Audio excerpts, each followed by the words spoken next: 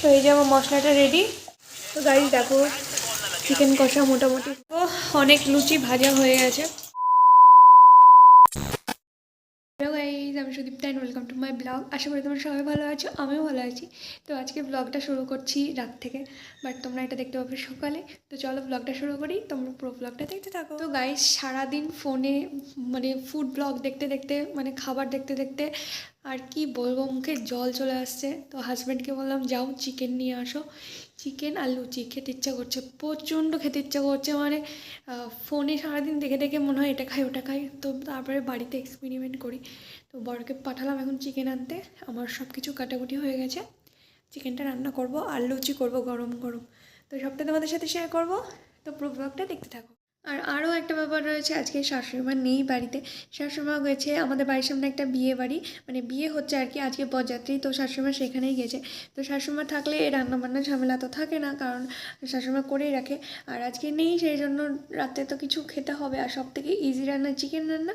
আর সেই জন্যই আমরা এখন চিকেন রান্না করবো দুজনা মিলে। তো তার জন্য তোমাদের ব্লগটা দেখতে হবে, তো তোমরা দেখতে থাকো।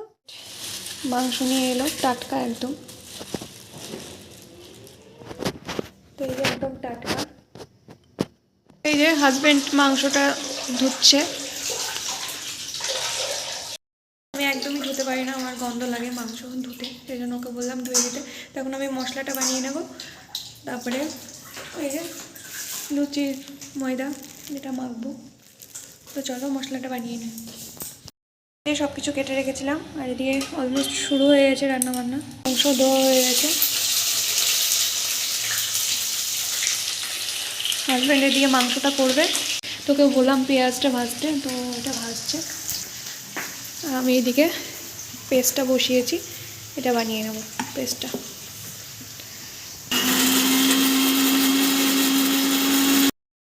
তো এই যে আমার মশলাটা রেডি, আর এদিকে পেঁয়াজ আর টমেটো ভাজা ভাজা হচ্ছে।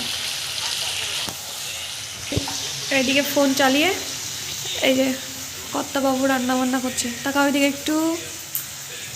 এই যে আজকে শেফ, তো ও রান্না করবে চিকেন, আর আমি রান্না করবো লুচি।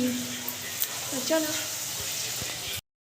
তো মশলাটা ঢেলে দিয়েছি, এখন মশলাটা কষিয়ে নিতে হবে। মশলাটা কষা, ময়দাটা রেডি করে নিয়েছি, ময়দাটা এখন মাখবো।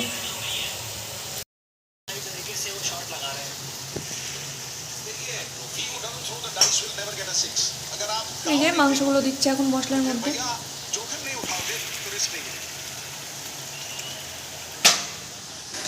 এত লম্বা, ওকে ক্যামেরাতে নেওয়াই মুশকিল।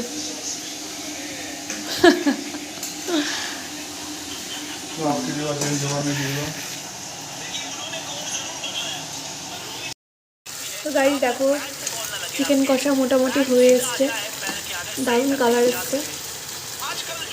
এখন এটাকে সেদ্ধ হওয়ার জন্য ঢেকে দেওয়া হলো। তো গাইস এই যে আমার ময়দাটা চিনি আর লবণ দেওয়া হয়ে গেছে। এবার আমি এটাকে ভালো করে ময়াম দিয়ে নেব আর মেখে নেব। তো চলো মেখে নিই, তারপরে তোমাদের সাথে দেখাচ্ছি। তো গাইস এই যে গোটা গোটা লঙ্কা দিচ্ছি যাতে টেস্টটা বাড়ে।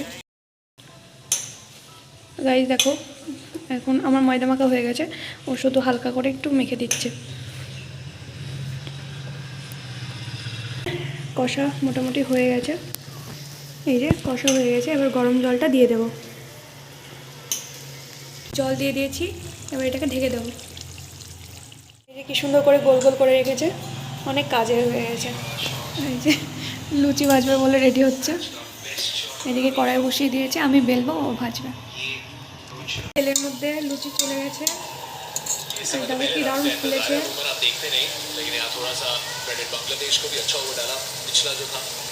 এখানে অলরেডি দুটো হয়ে রয়েছে, আর এদিকে খেলা চলছে। এদিকে খেলা দেখা আর লুচি ভাজা চলছে। তো অনেক লুচি ভাজা হয়ে গেছে, আর সব ফুলেছে, মোটামুটি সব ফুলেছে। হাজব্যান্ডের থালি এই যে নিয়ে চলে এসেছি, ও খেতে বসে পড়েছে, আমারটাও নিয়ে আসবো। খেয়ে বলো কেমন হয়েছে।